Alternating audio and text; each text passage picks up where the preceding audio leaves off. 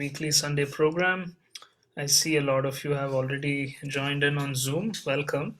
And to everyone watching us from Facebook, welcome as well. There is a link to join over Zoom. So if you'd like to click on it, you can participate and have a direct interaction and have direct conversation with the speaker. So as you all know, today's topic is on the journey of River Ganga. So obviously, you may all be wondering um, what is the context or what is the background behind having such a topic. So later this month, to be precise, June 20th, is the appearance of River Ganga. So in today's session, we are hoping to learn a little bit more about the appearance of River Ganga, the pastimes and the stories associated with it, and why it's relevant for today's day and age in knowing about River Ganga. So yeah, today's session is going to be a little more educative. We are going to have direct reference from Srimad Bhagavatam, and it's going to be presented by Anand Gaurang Prabhu. So many of you know Anand Gaurang Prabhu is the go-to person for any kind of havan or yajnas, but asides that, he's also a very good facilitator on various subject matter from Srimad Bhagavatam, from the Bhagavad Gita, and he himself is directly involved in building community in Scarborough. He conducts weekly classes, or probably more than once a week, in on various subject matters, and he coordinates with a lot of speakers around the world to facilitate various educative seminars and sessions for Scarborough as well as in other parts within the GTA. So we're really happy and honored to have Anand Gaurang Prabhu with us. As you can see, we will be having slide decks. He's going to be presenting on the various aspects of River Ganga, and we really encourage all of you to share your comments or questions. We would love to have an interactive discussion. So if anything comes along, if you think of any questions as we hear on this subject, just feel free to put it on the chat, and we will make sure that we will address it at some point of time towards the end of the session. So without further ado, let's welcome Anand Gaurang Prabhu. Hare Krishna. Thank you so much, Prabhu, for a nice introduction about the journey of River Ganga to the material world. Hare Krishna, Krishna Krishna, Hare Hare, Hare Rama, Rama Rama, Hare Hare. Srila Prabhupada ki jai. Om Ajnana Timirandasya Jnana Shalakaya Chakshurunmilitamena Tasmai Shri Gurave Namaha.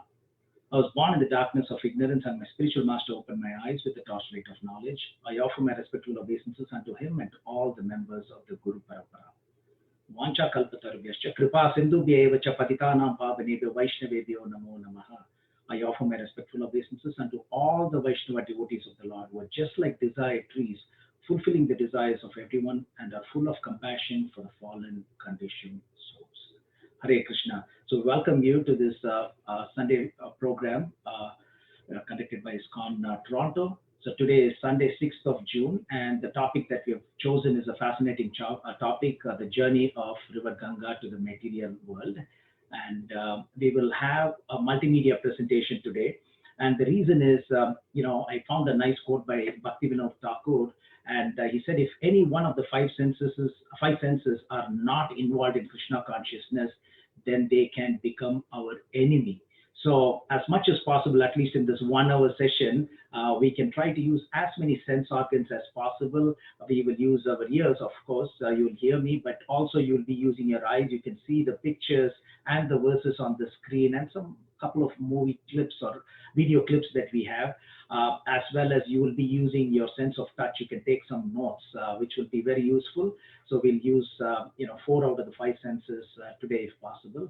You can take some pictures if you want of the screen as well for future reference as well. So when you write, you're automatically memorizing it, and it falls a very good impression in your mind as well. So the significance of the topic, right? Because anytime we hear from Srimad Bhagavatam, it's for our purification. But we chose this topic, as Anjaneya Tirtha Prabhu mentioned, because of a very important event that is happening in a couple of weeks, 2 Sundays from now, which is actually on the Father's Day. Mother Ganga is appearing, so good combination there. So Sunday, June 20th is the appearance day, anniversary of Mother Ganga, and the journey of Mother Ganga is actually described in Srimad Bhagavatam, actually in 2 installments, one in very early in Srimad Bhagavatam, 5th canto, and then what we are going to focus on is the 9th canto of Srimad Bhagavatam, chapters 8 and 9 as well.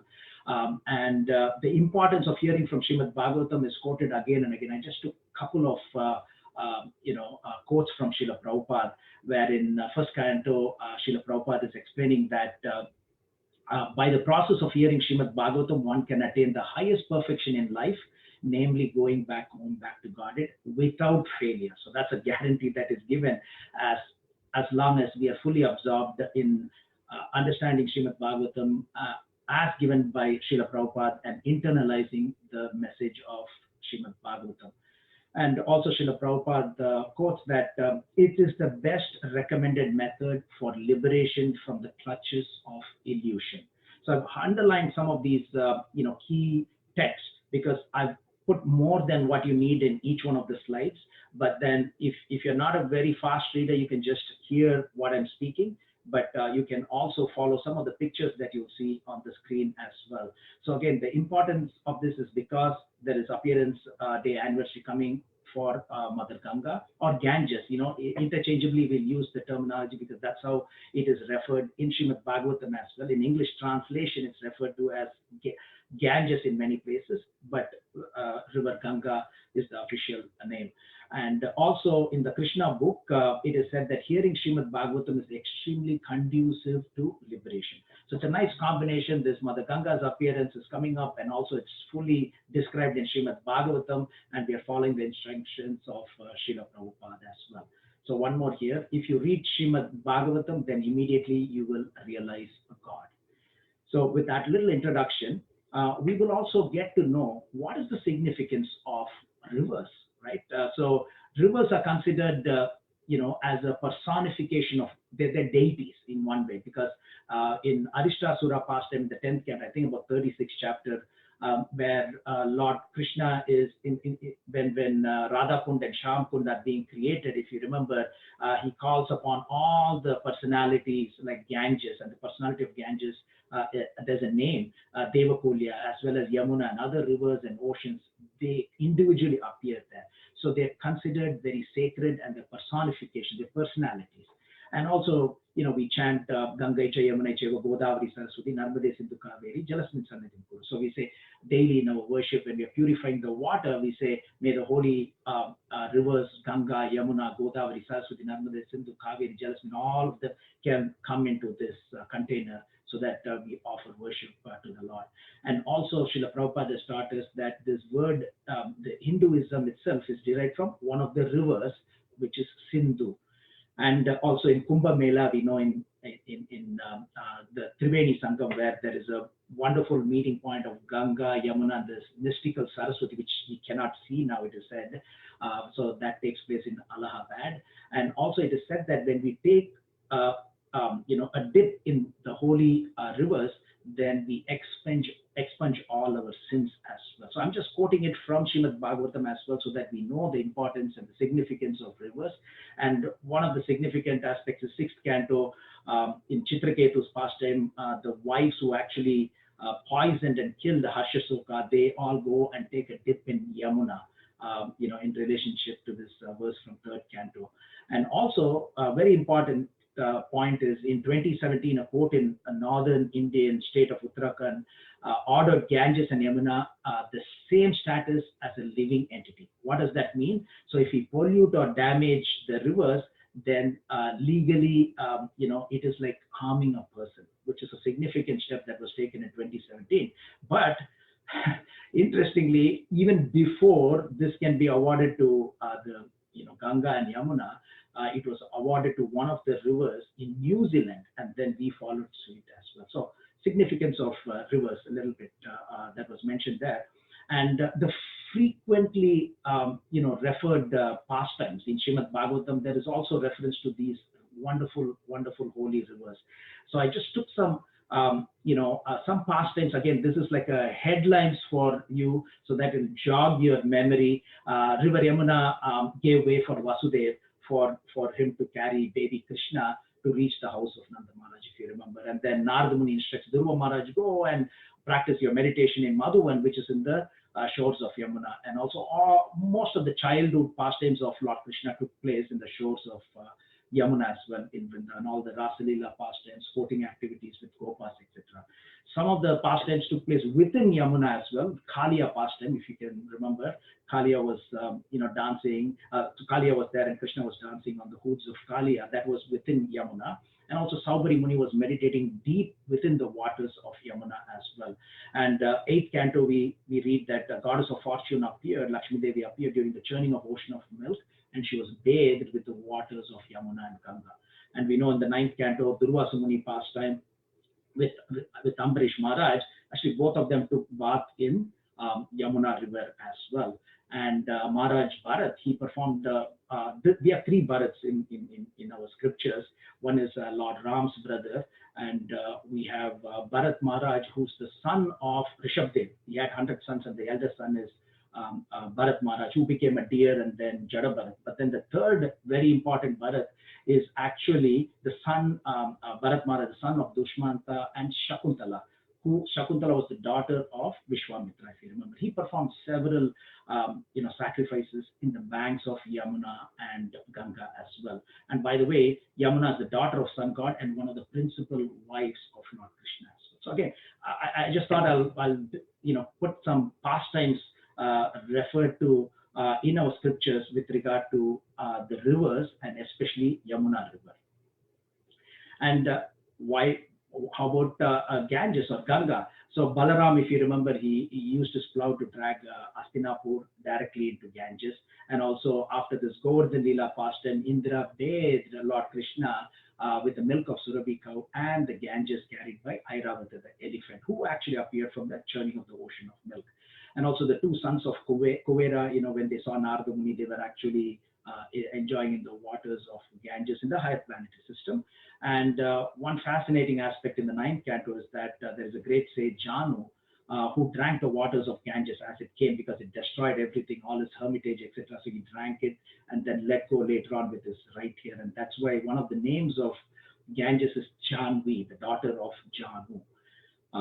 And then Chaitanya Bhagavat, there is wonderful, references. Pundarik Vidyanidhi, he will not take bath in Ganges, nor will he step, and he goes only in the night to see the Ganges.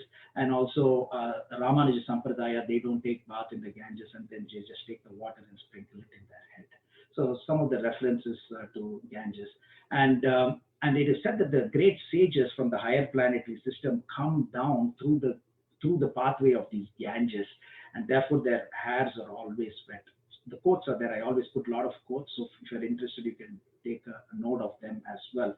And of course, we are reading the pastimes of the advent of River Ganga. We are reading it in from Srimad Bhagavatam. And Sukhdev Goswami delivered this Bhagavatam to great Emperor Parikshit in the banks of River Ganges as well.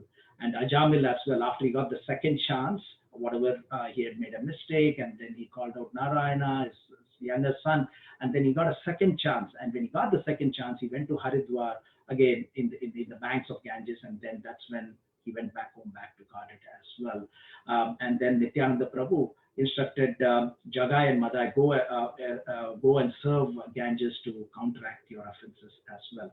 And Chaitanya Mahaprabhu appeared on the banks of Ganges, and Lord Chaitanya Mahaprabhu himself worshipped Ganges. We read that from Chaitanya Charitamrita, Chaitanya Bhagavat as well. And also one last reference in this page is Advaita Acharya invited Lord Krishna to appear in the form of Chaitanya Mahaprabhu by offering Tulasi and Ganges water. So I just thought I'll drop in some of the frequent references to Ganges or Ganga from the scriptures from Srimad Bhagavatam, Chaitanya Charitamrita, Chaitanya Bhagavat, etc., so that we get slowly into that mood and of reverence to River Ganga. So, and also in Bhagavad Gita, Lord Krishna says, Shrotasam Asmi Janvi. So, of flowing rivers, I am Ganges. And again, in the 11th canto of Srimad Bhagavatam, Lord Krishna explains the same. Tirthanam Shrotasam Ganga. So, among sacred and flowing things, I am the holy Ganges. So, twice he says, once in Bhagavad Gita and once in Srimad Bhagavatam as well.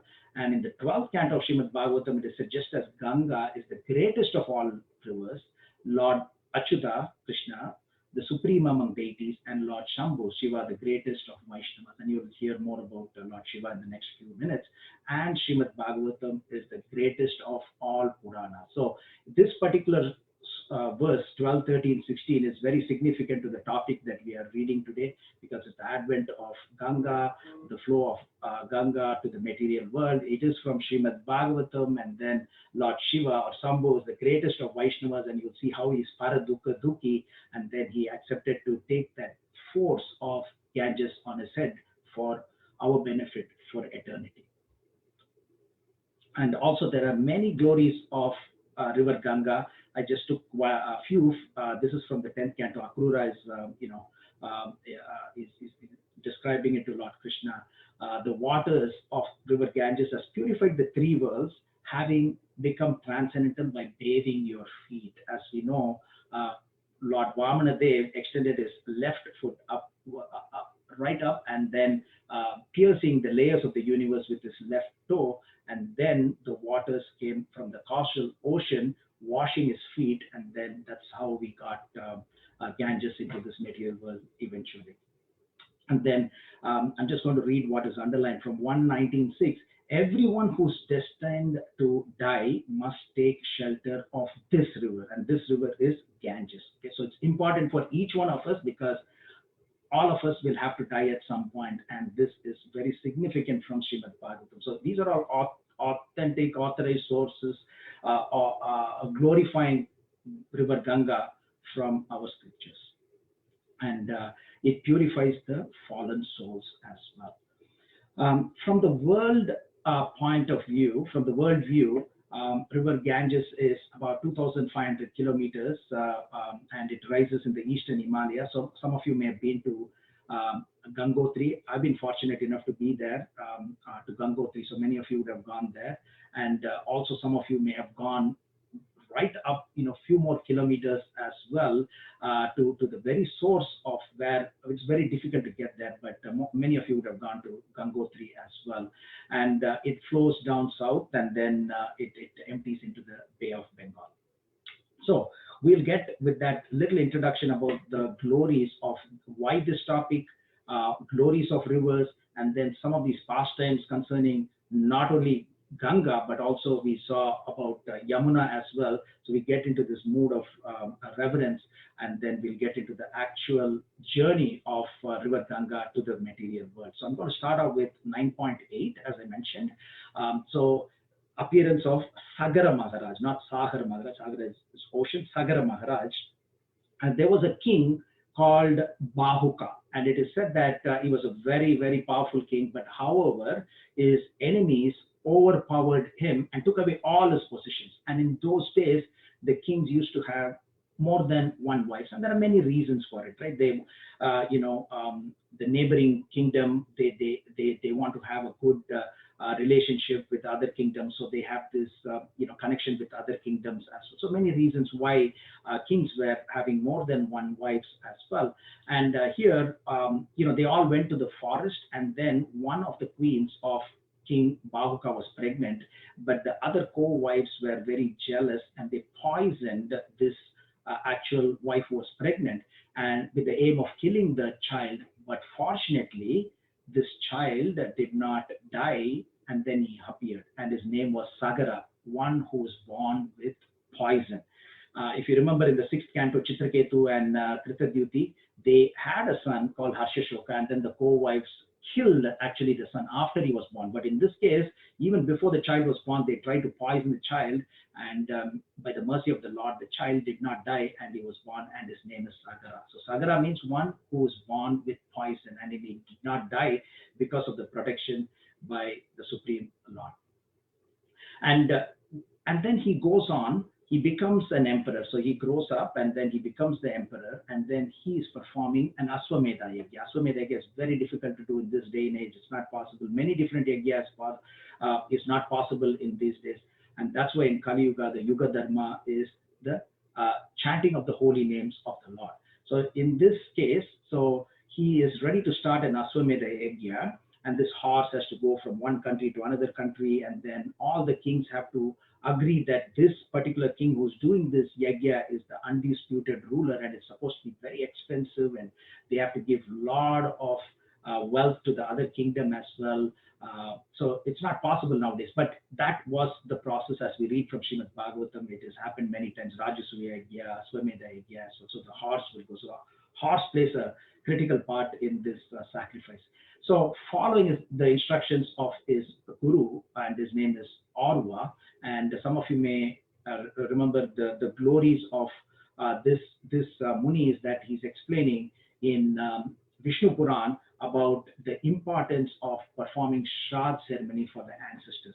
So it's very powerful personality, Orva. But here in this case, he's instructing Sagara Maharaj to perform this Aswamedha Yajna, and then as soon as he starts to perform this Aswamedha Yajna, that is when Sagara Maharaj is starting to perform the Aswamedha Yajna, Indra actually steals the horse. And for those of you who have already nicely studied Srimad Bhagavatam, especially the fourth canto, King Indra loves to steal horses. In the fourth canto, he stole Prithu Maharaj's horse. That was meant for Aswamedha Yajna, not once but twice. If you remember, he was supposed to break the world record, actually universal record of 100 Aswamedha Yajna, and then it had to be stopped in 99, sacrifices, because the Lord himself came. Vishnu himself said to Prithu, who's actually an expansion, incarnation of Lord Vishnu himself, and he said, no, that's okay. Let Indra have the a record of 100 Aswamedha Yajna. So he stole the horse twice, and now he stole Sagara Maharaj's horse that was meant for Aswamedha sacrifice as well. And the sons of Sagara Maharaj start to search for this missing horse so that their father can complete this Aswamedha Yajna. So it is said in Srimad Bhagavatam that Sagara Maharaj had two wives. One is Sumati, and then other one is Keshin. So we will hear a lot of names, about 6-7 names only. So kindly pay attention to the names, because they are so important in this pastime. And of course, the great they're all great personalities. So when we hear about them, even when we say their names, we get their blessings. Because in this case, eventually River Ganga came down, because it's almost like the great team effort from Sagara Maharaj onwards. His son, his son, his son. So we're always grateful to them. It's like passing the baton back in, to the successive generations, so that all of them did wonderful sacrifices. So kindly pay attention. You will not get lost with the names. I'll repeat the names a few times. So anyway, Sagara Maharaj had two wives. One is Sumati, and the other one is Keshin. First wife is Sumati, second wife is Keshin. So from Sumati, there were 60,000, sons. Okay, so we can think in terms of, as living entities, right? So it's not, normal. It's not possible in this Kali Yuga, as we know. But think in terms of living entities, like some, rabbits and fishes, like that. They can have, even when we think in terms of Lord Brahma's age, don't think in terms of human beings, but you can think of even sequoia tree that lives for about 3,000 years or so, right? Some amoebas live for 250 million years. So think in terms of living entities, not in terms of human beings. So anyway, the first wife had 60,000 sons, and all of them, it is said, they were very proud, and they went charging to find out where this horse was, who stole it. So they went in search of it, the horse. And as they went, they saw Lord Kapila Muni. So Lord Kapila Dev, or sage Kapila, was meditating in a lonely place. He doesn't even know. So Indra stole the horse and left it in his ashram behind him. So the horse was there. So these 60,000 sons of the first wife, Sumati, they go there and they judge the book by the cover. So they think that because the horse is there, because the sage is actually closing his eyes, maybe he's pretending not to know anything about this, but he's the stealer of this horse. So let's kill him. So they raise their weapons to kill Lord Kapiladev. And when they approached, all he did was looked at the 60,000 sons of Sumati, and all of them were burnt to ashes. And Srimad Bhagavatam says it's not because of his anger, but when we looked, their internal heat burnt all the 60,000 sons of Sumati. Now, there is another parallel to it. So, in these two pictures, you will see this. For those of you who remember the 10th canto, Kalyavana's pastime, what did he do? The picture on the right hand side of your screen. Kalyavana was burned to ashes when Muchukunda opened his eyes. And then, similarly, here, you can see Kapila Muni just looks at them, but then because of their internal heat, it is said all the 60,000 people, 60,000 sons died. They were burned to ashes. So it's important. So died, they were burned to ashes. Okay. So usually when somebody dies, we, then they are burnt, the body is burnt, and then it becomes ashes. Here, just by seeing them, they were burnt to ashes. Now, so still, Sagara Maharaj has to complete the Aswamedha Yajna. That was the determination. We can all learn from that, right? So he wanted to complete the Aswamedha Yajna because he's doing this to satisfy the Supreme Personality of God. That's all his aim was. So the only other son was from his second wife, Keshini, and his name was Asamanjasa.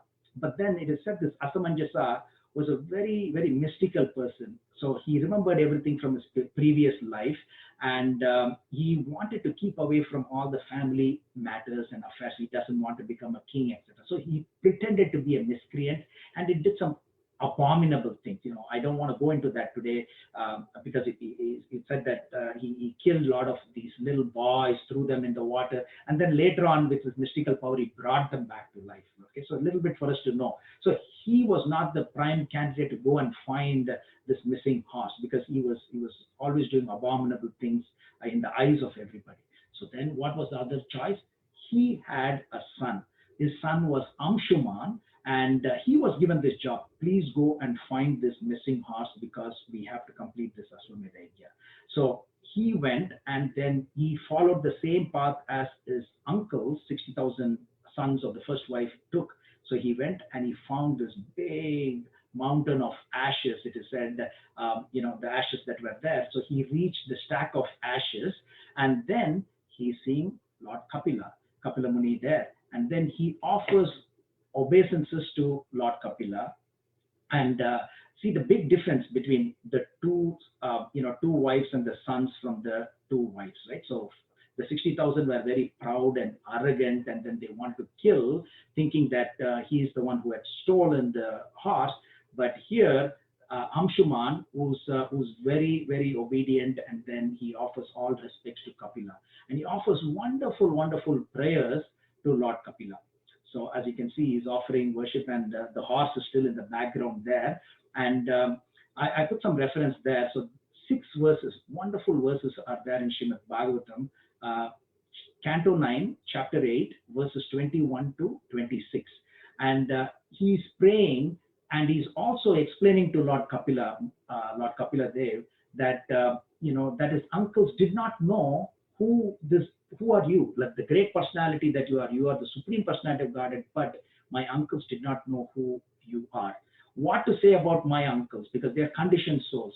Even Lord Brahma, the first created being who appeared from the navel of the Garbhodakashaya Vishnu, he himself does not know you fully. So please kindly forgive my 60,000 uncles, right? So that's what he's praying. And Srila Prabhupada, SP is the short form of Srila Prabhupada. So Prabhupada is teaching us that we can understand the Lord only by Lord's mercy. And I took a reference from 10:14. This is from Brahma Vimohana Leela towards the end.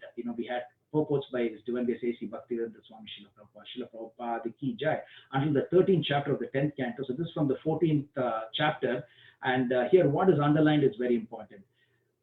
My Lord, if one is favored by even a slight trace of mercy of your lotus feet, he can understand the greatness of your personality. So here, Amshuman is saying, they don't know your greatness, so they're ignorant, they're conditioned souls, so please forgive them. So that's the message that he's giving. He's pleading on behalf of them. And also, one of the very important verses, I thought it's important, and that's why I put it here, 9:8:26. He's saying, simply by seeing you, I have now been freed from all lusty desires. So we all know, all of us have varying degrees of lust, anger, greed, envy, pride, and illusion. Varying degrees, right? So it is said that one can get rid of all the lusty desires. Lusty can take many forms, right? So anything that we do for ourselves, not involving Krishna, can be part of lust. It's described in Chaitanya Charitamrita. It's not only from one angle, but from all angles. If you're selfish, it can be deemed as lusty. So if we are having a lot of lusty desires, all we have to do is with faith and veneration, we see the beautiful form of the Lord, then we will be freed from the lusty desires. Now, the jumping point to that is another fascinating verse. All of you would really appreciate this verse. You'll all remember it again to jog your memory. This is from the third canto. Again, this is Kapila Muni's teaching to his mother Devahuti. So here it is said, when we meditate on the benevolent smile of the Lord, the ocean of tears caused by intense grief dries away. So we need to take this, post it everywhere in our house. We may have many challenges during the course of the day, course of the week, etc., in many different ways. And then all we have to do is look at the smiling face of Lord Krishna. So when we meditate on the benevolent smile of the Lord, the ocean of tears caused by intense grief, whatever the reason may be, dries away. So Lord Kapila, what does he do? Because he's so happy, impressed with Amshuman, he gives back the horse, technically the one that he didn't take. He says, yeah, the horse is here. Take it and go. It should be that is the horse. And he also instructs Amshuman on how to deliver his 60,000 uncles. So now what does he do? He says that only way that they can be delivered is by Ganges water and by no other means, and not by any other means. So again, this is important instruction for us, given by Lord Kapila, who's none other than Lord Krishna. He's giving us this instruction that anybody who's dead, they can be delivered by this Ganges water. So this is a direct instruction from Srimad Bhagavatam. And what does Amshuman do? He takes the horse and gives it to his grandfather, Sagara Maharaj, who completes this Aswamedha Yajna, and then it is said that he goes back home, back to Godhead. And then he gives the kingdom to Amshuman for him to rule, because he's such a capable personality. So hopefully everybody's following the course of this pastime. It's very simple, straightforward pastime. I'm just bringing in some references to go deeper into the pastime for us to understand it a little deeper. So then King Amshuman performed wonderful austerities and sacrifices for a very long time, because he knows that he has to do the sacrifice to bring River Ganga to this material world to deliver his 60,000 uncles. But in due course of time, he dies. He does his best, but he dies in due course of time. Then his son is called Dilipa.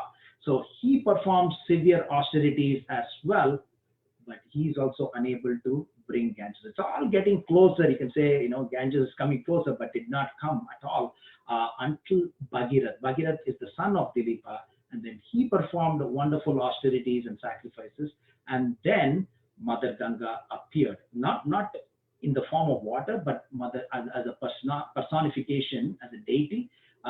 Mother Ganga appeared in front of Bhagirath Maharaj, and then she says, please ask me what you want. I'm very impressed with your austerity. So, and then of course, Bhagirath Maharaj asked, this is what I want. I want you to come to this earth so that the uncles can be delivered. But then Mother Ganga says there are two problems with it. For me to come down, that's one thing. But if I come, there are two problems, huge concerns. And what are the two problems or concerns? One is, I shall fear the force, like when I fall from the sky to the surface of the planet Earth, the water will be so forceful, who can sustain it? If I'm not sustained, I'll pierce the surface of Earth and go to Rasatala, which is in the Patala area. Now, from the fifth canto, in the structure of the universe, we understand, there are 560,000 miles beneath the Earth, and there are 7 other planetary systems, Atala, Vitala, Sutala, Talatala, Mahatala, Rasatala, and Patala. So it's going to pierce through Earth and Atala, Vitala, Sutala, Talatala, Mahatala, Rasatala. So it's going to be destroyed. It's not like it's just going to make a small hole and go. It's going to destroy all these lower planetary systems as well. So you can see the top yellow circle is Bhuloka, our Earth planet, and then right almost at the bottom is Rasatala planet as well. So that's the 14 planetary system, which you all very well know. And then the second problem that Mother Ganges is saying is, sinful people will come, they'll commit all sins, they'll come and take bath, and what happens when they take the bath? They leave behind their sins, and then what am I going to do? So when all these sinful reactions accumulate in me, how can I become free from them? So you must consider this very carefully. So 2 problems, right? So Mother Ganga is very happy with the austerities of Bhagirath, but then she's saying, I would love to come, but there are 2 problems. One is I'm too forceful, I'll just break through all the surfaces and go to the lower planetary system, destroying everything, because somebody has to withhold me or take care of me when I land on Earth. And the second one is sinful personalities will come and they'll take, do all the sinful reactions, come and take bath. They will be rid of all the sins, but then all the sins will be on me. So, and then Bhagirath is answering the second question first. So how is he saying? So this is an instruction for all of us, right? So we don't have to think, oh, everybody has taken bath, so maybe Ganges has still got those sins that they're washed away. So when I go there, I'm going to get their sins. No. So it is said that when pure devotees bathe in Ganges, the sinful reactions accumulated from other people will be counteracted. So there's always more positive things. So it's always pure. So that's how Ganges is always pure. It never gets contaminated. So that's something that is an important instruction for all of us. And also the first question that River Ganges asked is answered by Bhagirath himself. So, and it is said that Lord Shiva, who's the incarnation of Lord Krishna, the Lord, who represents the super soul, he can sustain your forceful waves on the head. So for that, what does he do? He starts to worship Lord Shiva. So he starts to do penance to please Lord Shiva. Lord Shiva is called as Ashutosh, who's who can be pleased very easily. So here, Bhagirath satisfies Lord Shiva by performing severe sacrifice. So first is he performs severe sacrifice for River Ganga to appear in the form of this deity form, so that she can talk to him and then know the 2 problems. And then he goes on to perform severe austerities to please Lord Shiva, who's called as Ashutosh, one who can be pleased very quickly. So he blesses Bhagirath and he says, I will take this force of Ganga on my head. And he sustains River Ganga on his head. And it is said that let it be so. And then the whole weight of Ganges falls on his head. Now, I have a small video clip. We may not understand, this is to know the unknown through the known, right? So for those of you, most of you are in Canada, you know about Niagara Falls. It's a nice little video clip of the force of Niagara Falls, right? So this is nothing you can't even think of, the force of, River Ganga falling from the higher planetary system. But even horizontally, for those of you who've been to Gangotri, there's no way we can just go and touch the water. One is freezing cold, unbelievably cold, but more importantly, just take us with it so quickly, right? So we have to hold many things. There are pipes which have got chains, etc., for us to even put our leg gently because it's so forceful, right? What to speak of coming from the top, right? So this is just a small video clip. The volume may be a little more, so kindly bear with me for 20 seconds.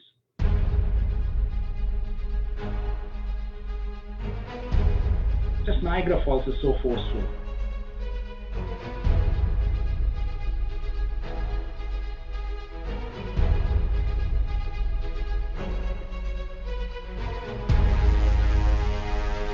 Just for us to know the unknown through the known. Right? So we are used to this and we know the force of Niagara Falls falling down.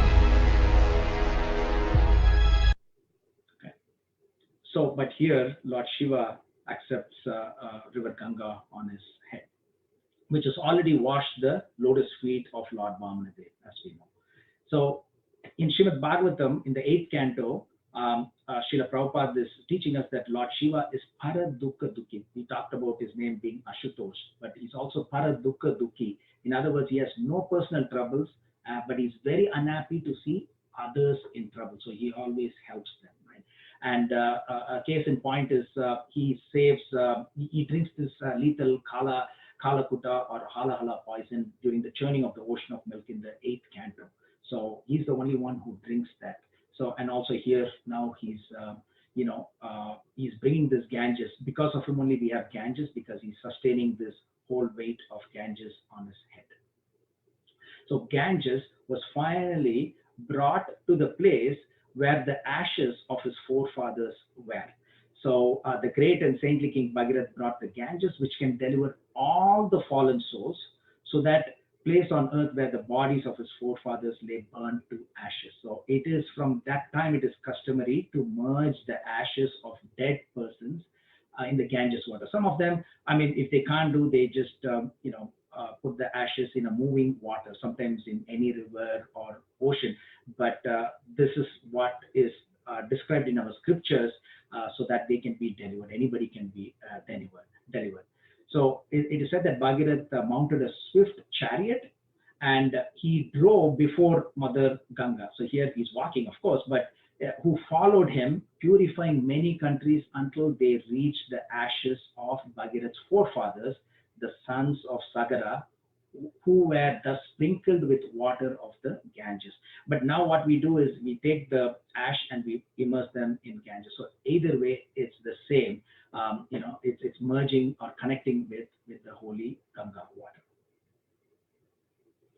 So the 60,000 sons of Sagara Maharaj were delivered as soon as the ashes came in contact with the holy water of River Ganga. And it is said that River Ganges is able to liberate sinners as it has emanated. Why it is so special? Because it is emanated from the lotus toe of the Lord, which is Vamana Dev, and also subsequently it washed his lotus feet. But we also read from Srimad Bhagavatam, when it came eventually to Brahmaloka, when it came to Brahmaloka, actually the feet of Lord Vamanadev was washed with the water of Kamandalu by Lord Brahma. So this Ganges is not just, it is a mix of, the water from the Kamandalu of Lord Brahma, but more importantly, it is washed the lotus feet of the Lord. And it is said that, this is a purport from 9914, bathing in the Ganges is recommended in all Vedic Shastras. And one who takes to this path will certainly be completely freed from all sinful reactions. So this is purport by His Divine Grace A.C. Bhaktivedanta Swami Srila Prabhupada. So one who takes to this path will certainly be completely freed from all sinful reactions. So that's a guarantee that is given in our scriptures as well.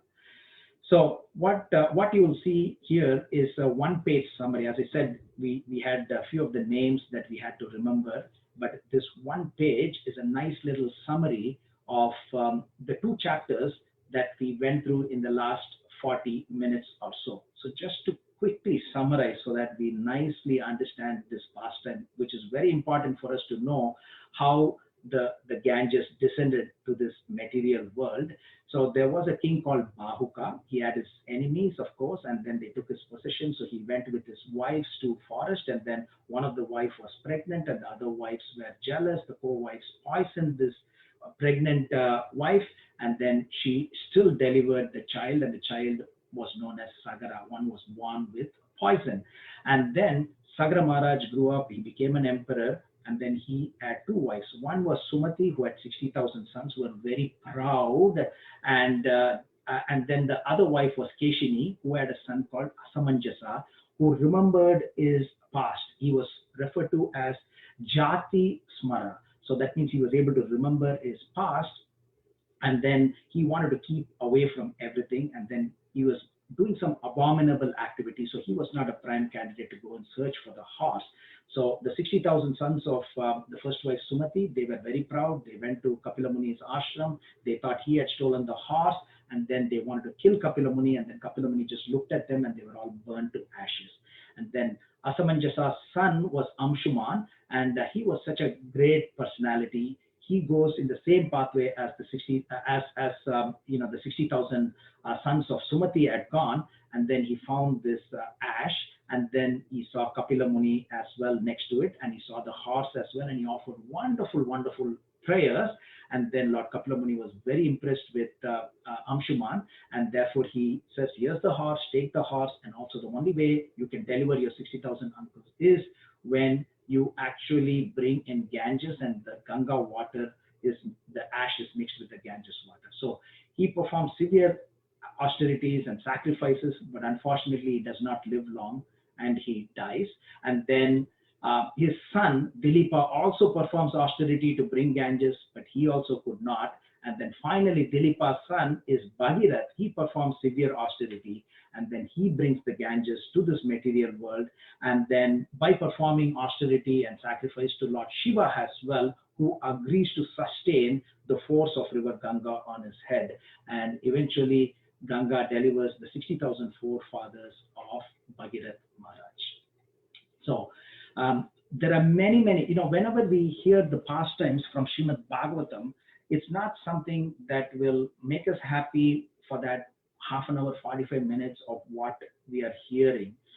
It is always purifying when we hear and read from Srimad Bhagavatam. But more importantly, it's what we can extract as lessons to be learned, what we can internalize to progress in spiritual life. So again, there are many. You will have many more when you hear this pastime, when you read the pastimes. The main thing is, what can we take from these pastimes to change ourselves, not to change others, right? So first thing is we have to change others. So that's more important.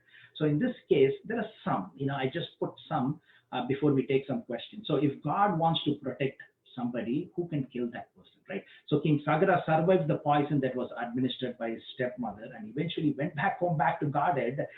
So we have to have the faith over fear. Now it's all the COVID times, we got to do our due diligence, but again, we need to have that faith over fear. And always good things will only come when we perform sacrifice. Okay? So the intention was to please the Lord through the Aswamedha sacrifice. That's what Sagara Maharaj and his descendants had in their mind, but it ended up bringing Ganges, not only that delivered Bhagirath's forefathers, but for Ganges flowing for the benefit of humanity for the rest of eternity, which is significant, right? So this is like Srila Prabhupada and especially Srila Prabhupada, who toiled so much to build all these temples, and we should appreciate how much effort was put in, so many years ago for us to value what we have right now. This beautiful Srimad Bhagavatam and Bhagavad Gita, and the beautiful temples that we have, and the classes that we have through Zoom, even now when there is COVID time. But how much of effort was put in for us to now easily perform spiritual activities, right? For us to perform devotional service. So here, now we have Ganges water. Any shop you go, you have Ganges water. We take, we sprinkle, we use it. But then we have to always be indebted and offer our gratitude to all these great personalities who did so much of sacrifice for us to have this Ganges in this material world. And this Mission Impossible, right? Like you've heard this, you may have heard and seen the movie, right? Mission Impossible. This is Mission Impossible. Just imagine like some river that we don't even know, it's not even available on Earth, that was brought to Earth, was made possible by sheer determination, right? By the entire generation, right? From Sagara, his son, etc., right? Asamandasa, even though he didn't do, but his son was Amshuman, then Dilipa, then Bhagirath, etc., right? So it is important lesson for us to learn to be determined by understanding the determination of Sagara's family to complete the sacrifice and to bring River Ganga to this material world. And and sometimes we always think, oh, Indra is always doing mischievous things, bad things in Srimad Bhagavatam. Yes, it's a very unique character, right? So we can talk about it if you have a question about Indra. But in this case, if Indra did not, so you can think of Indra does things that he should not be doing is for our benefit in most cases, right? But when you think about it, it's for our benefit. In this case, if Indra did not steal the horse, the 60,000 sons of Sagara would not have been killed, okay?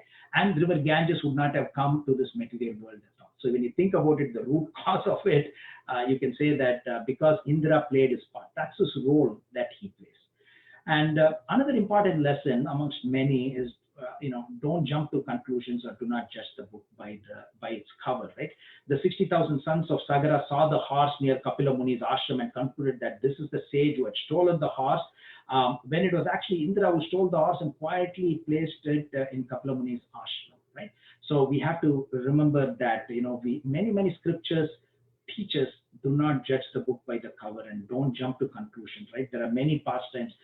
If you remember, Gadadhar Pandit, with Mukunda, when Mukunda said that there is a great personality who's here, Pundarik Vidyanidhi. So, when Gadadhar Pandit saw Pundarik Vidyanidhi, oh, such a materialistic person, having platoon, he's spitting there, silk dress with all this beautiful amlaki oil. But when couple of verses were chanted, Ho Bakiyam Stanakala Kodam, then he kicked everything through everything, right? So let's not get deceived by the outer looks either way, right? The whole of 10th canto of Srimad Bhagavatam is about deceptive nature of these demons, right? Putana came in the form of goddess of fortune. Shakatasura was just like a cart, and then it was a demon, right? So do not judge the book by its cover, right? So there are many pastimes that we can talk about, but this is one lesson for us to think through and see whether we can learn something from it, right? And it is said that forefathers are delivered when the ashes come in contact with Ganges water. Now, who gives this information? This is the instruction of the Supreme Lord himself in the form of Kapila Dev to King Sagara and through him to all of us. Just like Bhagavad Gita was spoken by Lord Krishna to Arjuna, but it's not necessarily for Arjuna, it is for all of us. Similarly, this message is given by Lord Kapila Dev to King Sagara to all of us as well. So this is a direct instruction. And it is our duty to deliver our ancestors and dependents. And Bhagirath delivered his ancestors 4 generations ago by this severe austerity and sacrifice and penance. But we are in this Kali Yuga. The chanting of the holy name is the Yuga Dharma. And when we chant the holy names, it is 3 things when we chant. It's not just sacrifice. Of course, it's Sankirtan Yajna. It is sacrifice of the name. But it's more than that. It is also a prayashchita, it's a penance, right? It's an atonement for any of the sins that we have committed in the past. And it is also an austerity, right? So especially today, it's Aparayaka, this, we're all, going through this. We go through the austerities, right? So when we chant, it is not just a sacrifice, it is also an atonement, and it is also an austerity, which will deliver everyone as well. So this is a fascinating pastime from Srimad Bhagavatam, especially from 9.8 and 9.9 from Srimad Bhagavatam 9th canto. So we'll see if there are any questions. I'll try to go to the comment section. Yes, Prabhu, Prabhu? there are some Yes. questions. Yes, Prabhu. You want to keep the screen, Prabhu, or is there anything else? I don't know if they have any reference. I can pull something. Sure. But Yeah, no, thank you, Prabhu. Thanks for the, as always, informative and educative seminar. There are some questions from both Facebook and from the Zoom chat. I think one of our youngest viewers, Vittal Bhakta, it's also his birthday today, so happy birthday oh, to Vittal Bhakta. wonderful! What a day! Fantastic. So Many he had happy a quick returns. question, and of course you can speak a little more about it if you like. Um, when Vittal Bhakta wants to know how many years ago Mother Ganga appeared, and of course if you have any message for Vittal Bhakta as well. So first of all, many happy returns of the day. One of our youngest devotees, a great devotee as well. He chants many verses from Bhagavad Gita as well. So he's, teaching us how to lead a wonderful life. In this young age, he's teaching us, right? So it's a great question as well. So when we think about it, it's a fantastic question. So we know that it didn't happen very recently. We know in the Treta Yuga is when Vamana Dev's pastime had appeared. If anybody has got anything to correct, please let me know. But then that's the time when his left leg was raised during Bali Maharaj's pastime. We know 3 steps, and then the right leg was put first, and then the left leg, and then the toe pierced it. So this is at least during Treta Yuga. Now the question is which Treta Yuga, right? So it could be because there are many. It's a cyclic 4 yugas, right? So it is in one of the Treta Yugas, very old, and that's why it's a long time ago, and that's why it's in the ninth canto. It is during the Treta Yuga, so many millions of years ago. And that's why there is reference to Akrura as well. So Akrura is talking about the glories of River Ganga to Lord Krishna as well. So it's happened many millions of years ago. Thank you, Prabhu. I know we have some questions from Mahabhagat Prabhu, but I just want to move to a question on Facebook, which is pretty much similar to what you just addressed, Anand Gaurang Prabhu. So this is by Amal Tagore Prabhu. So he's asking, the river Ganga appeared in the time of Kapila, and Vaman Dev's toes touched Mother Ganga as well before descending to earth. So could you, I guess you were explaining that, but do you want to add anything else for this? Yeah, if that's why I wanted to show you this as well. This is I kept it little away from this presentation. So I have a little presentation here. This is a nice pictorial presentation of the fifth canto. Remember, we heard that this descent of Ganges is described in the fifth canto as well as in the ninth canto. So we took this from how did it come to this earth, right? But piercing this universe, that's when happened when we read from the pastimes of Bali Maharaj, right? So when the toe of Lord Vamanadev pierced the layers of the universe, that's when Ganges actually started. So it's a little complicated for everybody to understand, but then we may have more questions on this, so that's why I kept it just in case if somebody wants to know more about it. So there's a lot of information in this fifth canto, 17th chapter, verses 1 to 9. It's packed with so much of information here, and so it comes all the way. According to this, it says it comes through Dhruva then 7 planets of the sages, then Chandraloka, and then it comes to the top of Mount Meru, and that's where the abode of Lord Brahma is, and that's when he actually washed the lotus feet of Lord Vamanadev as well, and then the water that comes down is the water that washed Lord Vamanadev's feet, as well as it's got the water from the Kamandalu of Lord Brahma. So we can think of, is it only once that water was poured, but it said eternally, it is considered, it's always washing the lotus feet of the Lord, and the Kamandalu water is also mixed with that. So hopefully, I'm just giving a little bit more information to this question by Amal Tagore Prabhu. There is more information about this descent even before it came to planet Earth, right? How it pierced and then came through this, and the 4 directions are also mentioned on top of Mount Meru as well. Yeah, no, thanks, Prabhu. I think this, luckily, this is being recorded. So, those who are listening, if you want to refer back, you can visit our Facebook page. So, thanks for that, Anand Gaurang Prabhu. We have couple more questions on Zoom, so we can take that. And of course, to others listening from Facebook, feel free to put your questions in the comment section, and we'll take them up.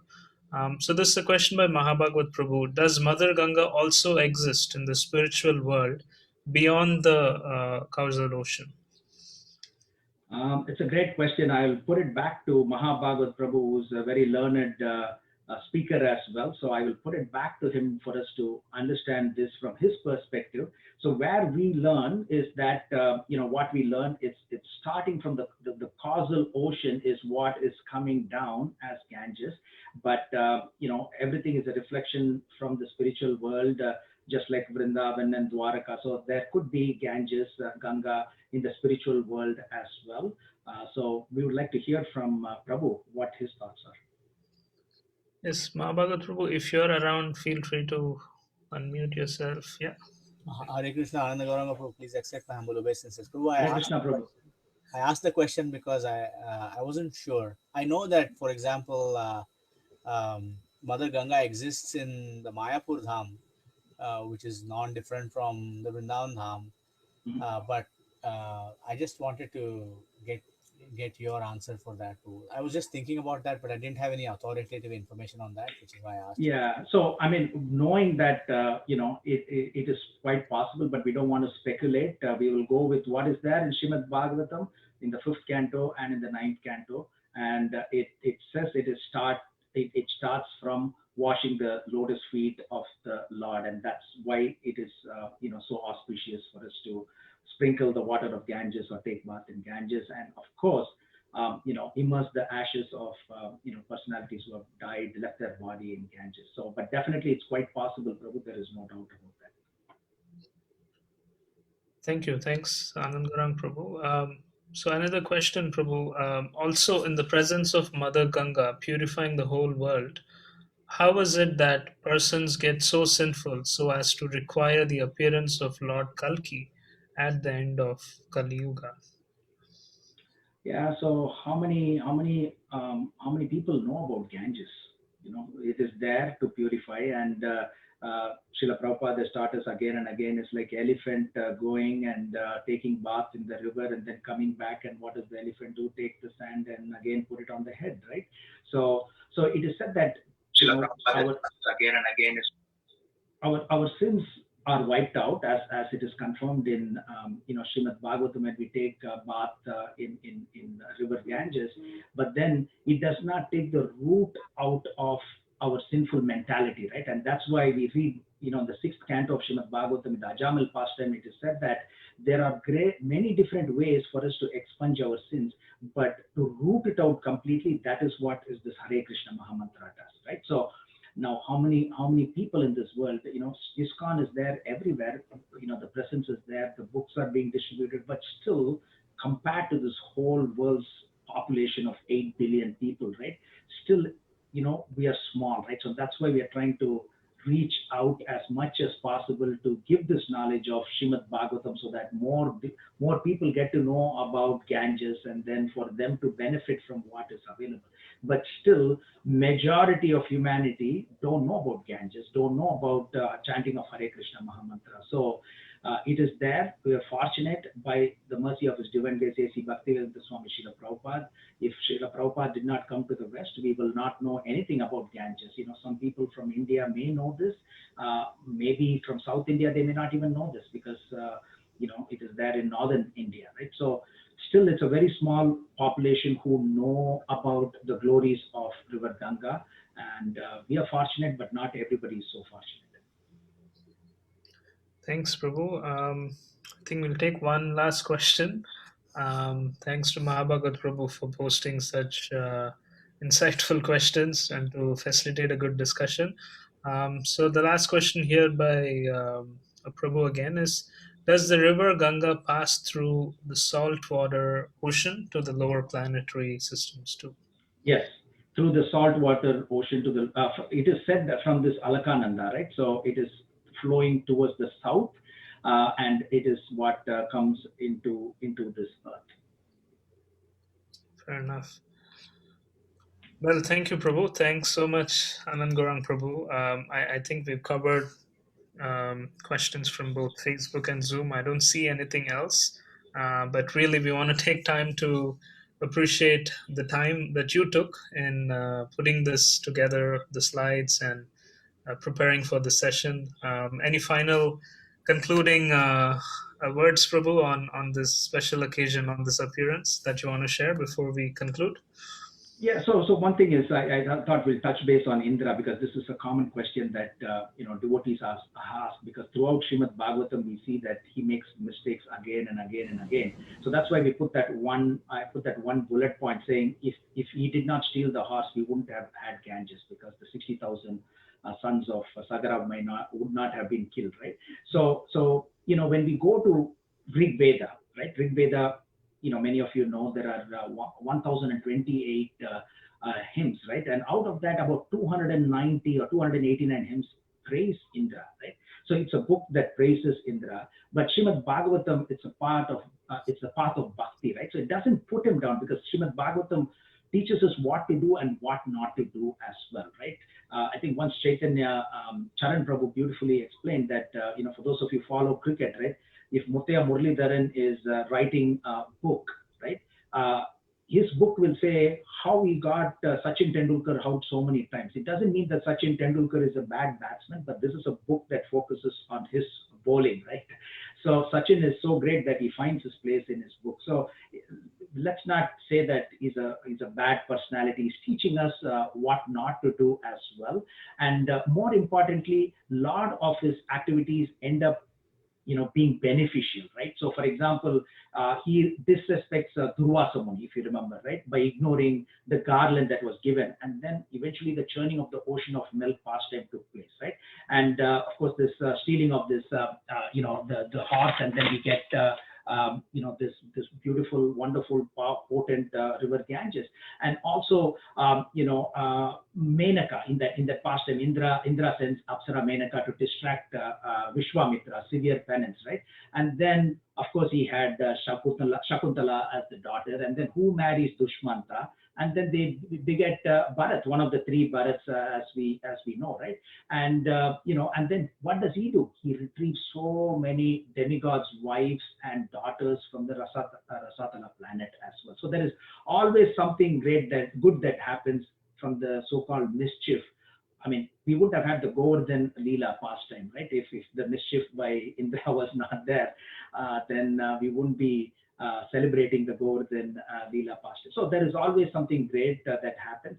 So in that way, we can think in terms of many things are happening for our benefit, but in another way, it's Srimad Bhagavatam is teaching us what to do, and more importantly, what not to do as well. So from our standpoint, we can learn what not to do. For example, Lord Krishna, like a FedEx driver, he delivers the earring of Aditi, the umbrella of Varuna, and the top part of, I think it's called Mani Parvata, the playground that was actually stolen by Narakasura. He delivers, he goes, and then he says, can I take the Parijata tree? And then no, he says he fights with Krishna. And that is after the Govardhan Leela pastime as well, right? So there are many things that we can learn from that perspective.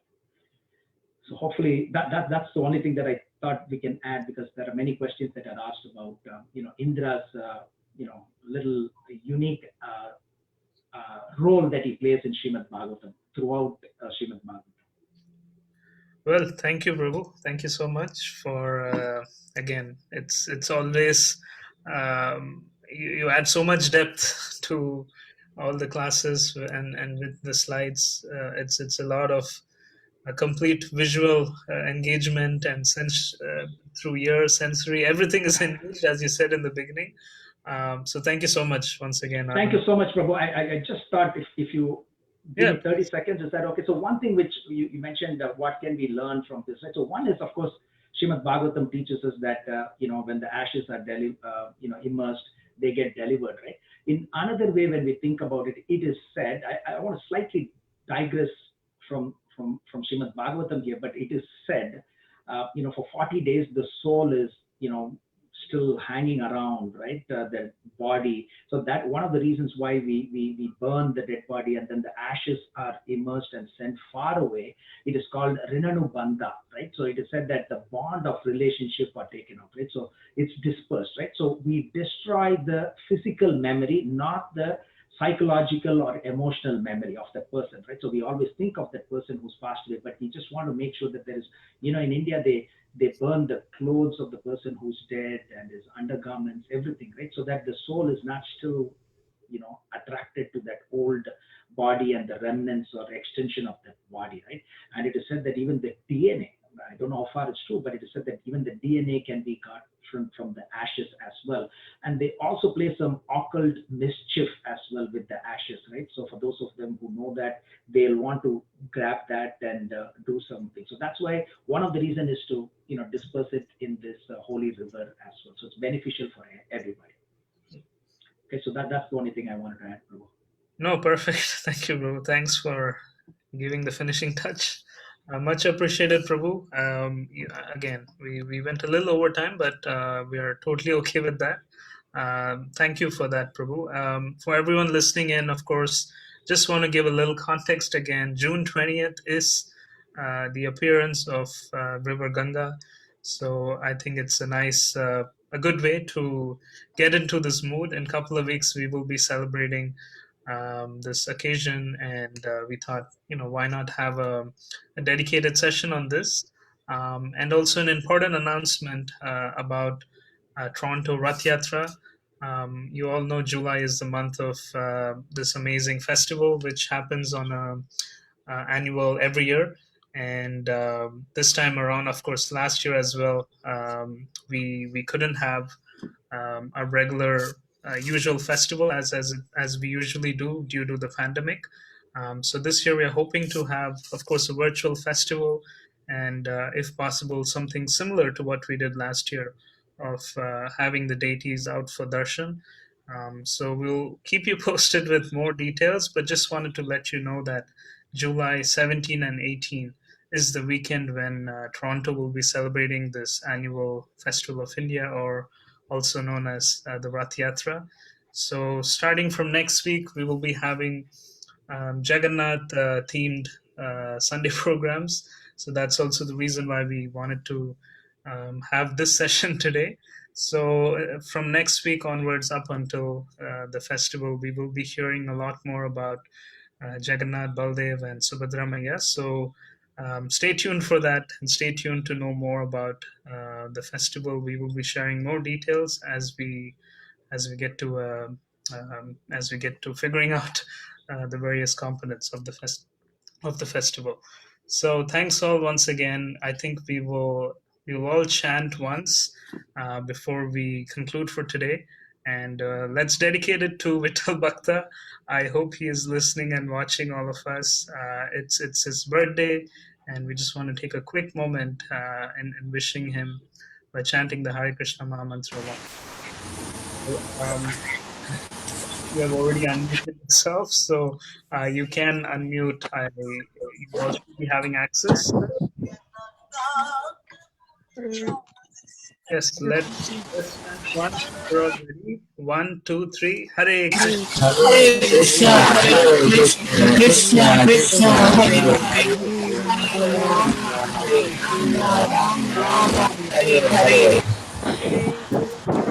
All right. Thank you, everyone. And we will see you all again next Sunday, same time, 5 p.m., same link. So you can join us. And if you want to hear the recording of this session, it will be available on our Facebook page. So, yes, thank you all, and see you all again very soon. Hare Krishna.